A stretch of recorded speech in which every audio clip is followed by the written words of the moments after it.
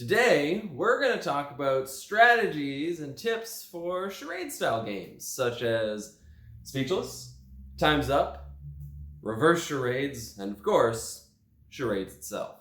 We're going to look at 7 categories: facial cues, focusing on one person, mixing up your motions, order, pointing, skipping, and passing. That is skipping. I mean, memory. But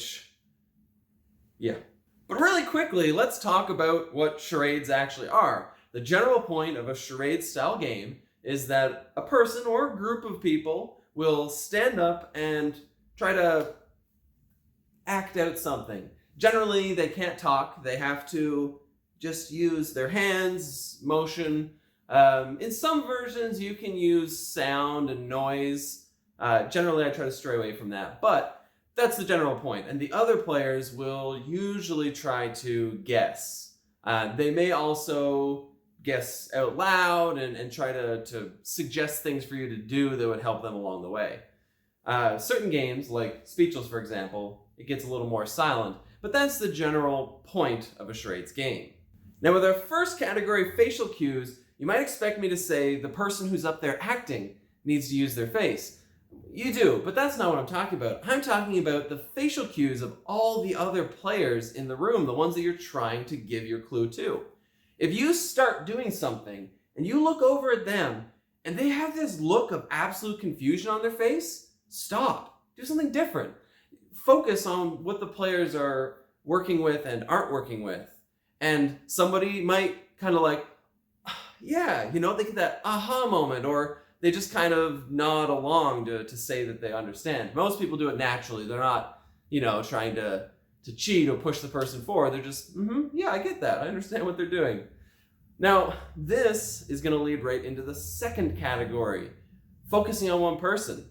Because if one person really seems to get what you're talking about, especially if you get your points based off of somebody getting it, focus on that person. If they understand, keep working with what you're doing and kind of even, lock eyes with that person. Make sure that they see exactly what you're doing. Now, mind you, that it can be a little rude to the other players, so don't, pull them off into a different room and do your charades for them privately or anything silly like that. But just keep your focus on them and it'll probably help you get to the finish line.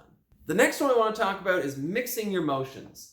So I find a lot of times when people get a word, let's say flying fish, they will think, okay, that's flying. Some people might, flapping wings, but eventually someone will say flying, and then yep, flying is the word. And then they'll try to start doing swimming or something, kind of to imply fish. But the problem is you're adding extra motions that need people to decipher things. And it's going to get confusing because they're going to see flying and then swimming. So they might start thinking sports, activity, motion. They'll start throwing out things that just have nothing to do with where you're going with. So the easiest thing is, once you have the one big motion down, you just try to use shapes to do the other. I can't really make a very effective fish, but even if you... I can't do that face either. But if you do the flying and then you make a fish face, flying fish, it's much more simple than trying to do another big broad motion for fish. I think that order is also very important. We'll just jump right back into that flying fish example.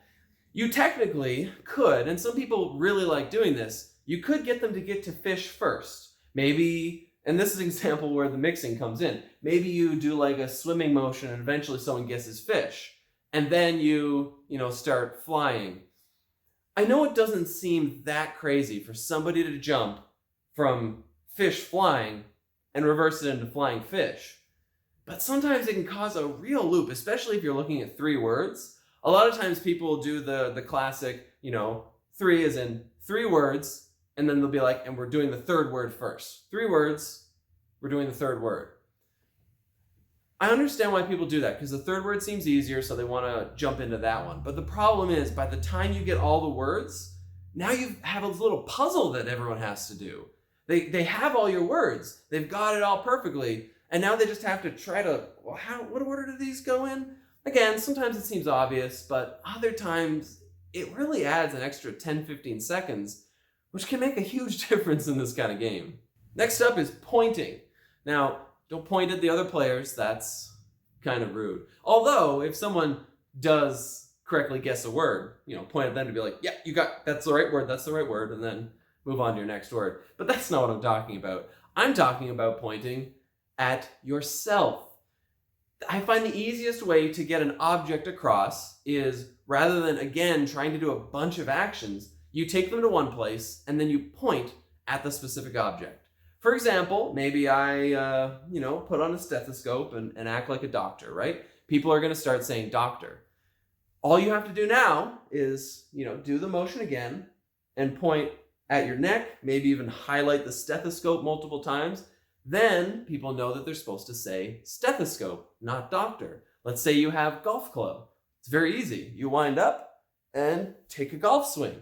Then point at the club. It's easy. Golf club. I've seen people that'll just they'll do this and they'll just keep doing it over and over until someone says golf club, and it's like, well, you're golfing. You're a golfer. It's a nice golf day. It's much easier to just point at it right afterwards, and people will almost always catch on. All right, let's just skip over the next category. Getting, of course, because this category is skipping.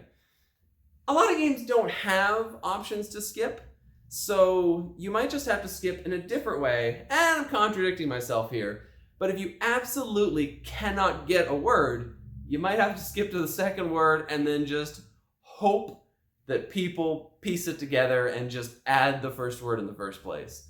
But also, if you have the option of skipping and going on to your next clue, even if you lose points or something, it's probably worth skipping rather than sitting there for a minute or two on a clue that you just cannot get across to someone.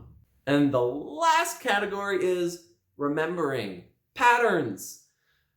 See, people are creatures of habit. I talked about the thing I do with pointing, for example. So if you play with me one time, you'll notice that.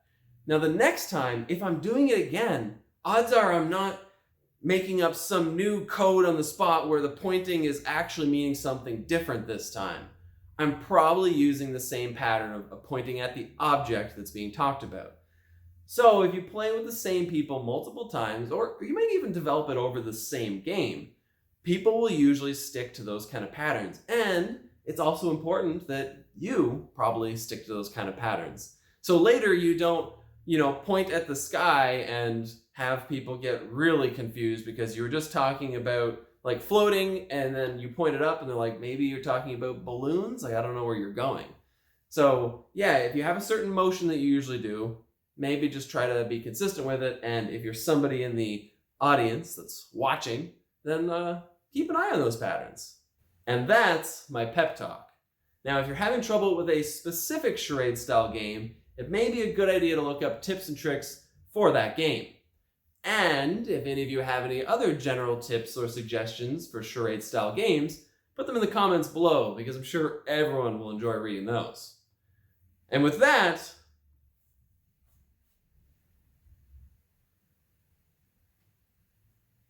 that was charades. That was charades. Nah, whatever. Mixing patterns, order, pointing, skipping, and memory. Mixing up your motions, order, patience, pointing, skipping, and memory. Got it. Tips for charade style games. Feel free to leave them in the comments and we'll talk about it over the course of weeks and months, eons.